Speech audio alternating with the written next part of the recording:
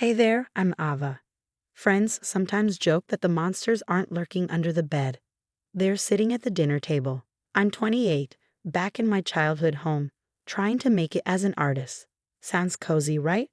Well, it was until my world got turned upside down. It all started after Dad passed. We were close, him and me, thick as thieves. He always believed in my art, even when others called me crazy for pursuing it. His death hit like a freight train. I was in my studio, staring at a blank canvas, when my sister Melissa walked in with her husband, Derek. "We're worried about you," Melissa said, her eyes flitting around the cluttered room. Derek chimed in, "Yeah, this place is a dump. How about we help you clean up?" I bristled. "Thanks, but I've got it under control." But they didn't leave. In fact, they started hanging around more. At first just company, but then things started shifting. Derek began making decisions, little by little. "We should repaint the living room," he'd say, or "that old couch has got to go." I tried to ignore it, but it felt like he was slowly erasing Dad's memory. Melissa changed too, following his lead instead of backing me up like she used to. One night, I went to the kitchen for a midnight snack and overheard them. "Melissa, honey, we need to talk about the house." Derek's voice was low, urgent. "What about it?" She sounded hesitant. "Don't you think it's time we made some changes? Ava's not exactly contributing much." My blood ran cold. Were they planning to kick me out? "But it's her home too," Melissa protested, though her voice was barely a whisper. "Is it though? Your dad's gone. She's just freeloading." I stood there, frozen, heart racing. My own sister, plotting with him in my home. In that moment, I knew one thing. A battle was coming, and I'd be damned if I let them win. Little did I know, the worst was yet to come. But hey, they say what doesn't kill you makes you stronger, right? Guess I was about to find out. The next few weeks felt like walking on eggshells. Derek's grip on the house, and on Melissa, tightened. He was everywhere, changing locks, moving my things. One morning, I came downstairs to find my paintings moved to the garage. "What the hell, Derek?" I snapped. He didn't even look up. "This is a shared space, Ava. Your art was cluttering it up." I turned to Melissa, hoping for backup, but she just stared at her plate. "This is my home too," I said, my voice shaking with anger. Derek cut me off. "Actually, we've been talking. It's time for you to find your own place." It felt like a punch to the gut. "Melissa, is this true?" She finally looked up, torn. "Ava, we just think.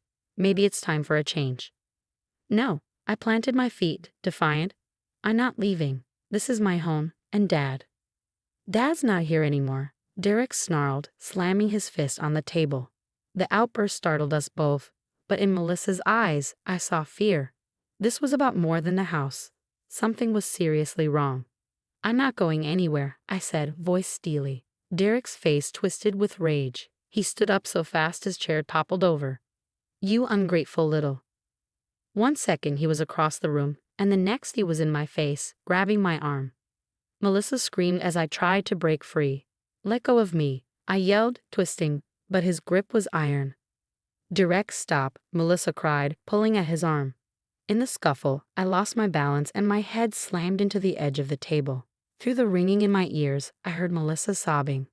Somehow, adrenaline kicked in, and I broke free. Fueled by pure survival, I bolted for the door, hearing Derek's furious shouts behind me. But I didn't look back. I just ran, and I didn't stop until I reached Zoe's apartment, gasping for air. When she opened the door, her eyes went wide. "Oh my God, Gio, what happened?" I collapsed into her arms, the weight of everything hitting me like a tidal wave. As Zoe patched up the cut on my forehead, I told her everything. "We need to call the police," she said, reaching for her phone, but I stopped her. "Wait, the cameras," I said, my mind racing. Dad installed security cameras last year. They must have caught everything. Zoe's eyes lit up. "That's evidence, Gio. We can use that." A calm determination settled in me as the adrenaline wore off, leaving me shaky and sore. This wasn't just about me anymore. I had to get Melissa away from Derek, and I needed Zoe's help.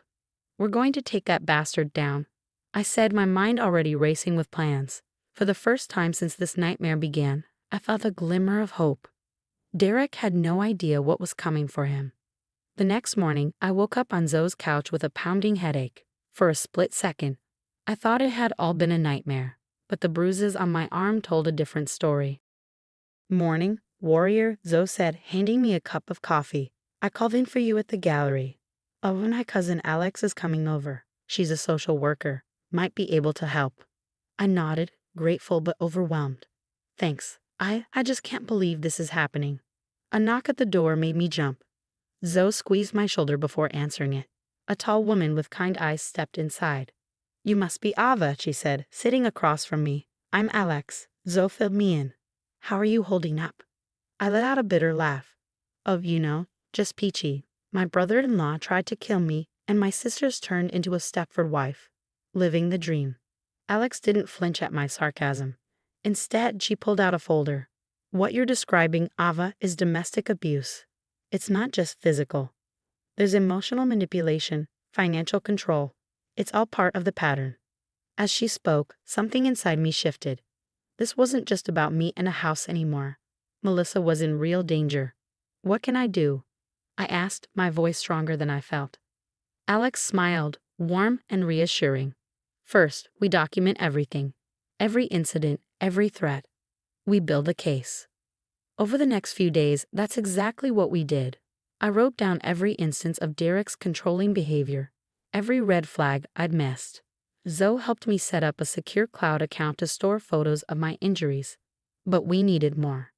That's when I remembered Mrs. Patel, our nosy neighbor who always seemed to be peering out her window. She must have seen something. I told Zoe, let's go talk to her. Mrs. Patel opened her door cautiously, but her eyes widened when she saw me. Giovanna, oh my, what happened to your face? I took a deep breath. Mrs. Patel, I need your help. Have you noticed anything strange at our house lately? Her face darkened. Oh dear, that new husband of your sister's, he's bad news. Always yelling, slamming doors. Last week, I saw him grab Melissa's arm so hard she cried out. My heart sank, but at the same time, I felt a spark of hope. This was the evidence we needed. Back at Zoe's, Alex helped us write up Mrs. Patel's statement. This is good, Ava. Really good. But, what? I asked, sensing her hesitation. We need to report this, file a police report, get a restraining order. It's the only way to truly protect you and Melissa. Fear gripped me. What if they don't believe me? What if it makes things worse for Melissa? Zoe grabbed my hand, looking me in the eyes. Gio, remember what your dad always said. Courage isn't the absence of fear, it's acting in spite of it. I closed my eyes, picturing Dad's face. What would he do if he knew what was happening to his daughters? Okay, I said, opening my eyes with newfound determination. Let's do it. Let's take this bastard down. Alex nodded, a fierce look in her eyes. I'll make some calls. We'll go to the station first thing tomorrow. That night, I lay awake in bed, restless. I kept thinking about Melissa, trapped in that house with Derek. But for the first time in weeks, I felt a glimmer of hope. We had a plan. We had evidence. And most importantly, we had each other. Tomorrow, the real fight would begin. I wasn't just bruised and scared anymore. I was ready. Derek had no idea what was coming for him. I might have left that house, broken and scared, but I was coming back. Stronger than ever. Watch out, Derek. Your reign of terror is about to end. The police station loomed ahead, a fortress of justice. With Zoe and Alex flanking me, I took a deep breath and pushed through the doors. The weight of the evidence in my hands felt like a ticking bomb. We're here to report a domestic violence incident, Alex said firmly to the officer at the desk. The detective assigned to our case, a stern-faced woman named Rodriguez, listened intently as we laid out our case. When we finally got to the security footage, Detective Rodriguez's eyebrows shot up. This is irrefutable evidence, she said, her eyes glued to the screen. We're bringing him in. What followed was a whirlwind. Derek was arrested and Melissa was brought in for questioning. When I saw her, my heart clenched. She looked like a shadow of herself, small and frightened. Gio. Her voice cracked. I'm so sorry. I didn't know how to. I wrapped her in a hug, feeling her body shake with quiet sobs. It's okay, Mel. We're in this together now. The trial that followed was a brutal marathon of testimonies and evidence, but the security footage was the nail in Derek's coffin. When the judge finally handed down the sentence, a wave of relief washed over me so intensely it made me dizzy. Returning home felt surreal. Melissa and I stood in the entryway, taking it all in. It feels different, she murmured. I nodded. Yeah, but it's ours again. We can make it feel like home. The healing process was slow and often painful. Melissa dove into therapy, gradually finding her strength again. I channeled my emotions into my art, creating pieces that screamed of pain, resilience, and hope. One day, as I was painting in a living room, Melissa approached me. Gio, I know I messed up, she said quietly. I let him come between us, and I'm so sorry. I put down my brush, weighing her words. Mel, you're my sister, and I love you. But you're right, we have a lot to work through. It's going to take time. She nodded, determination shining in her eyes. I'm ready to put in the work if you are. Months passed, and our lives began to transform. My art career took off, with galleries eager to showcase my pieces that told a story of survival and renewal. Melissa found her purpose in starting a support group for abuse survivors.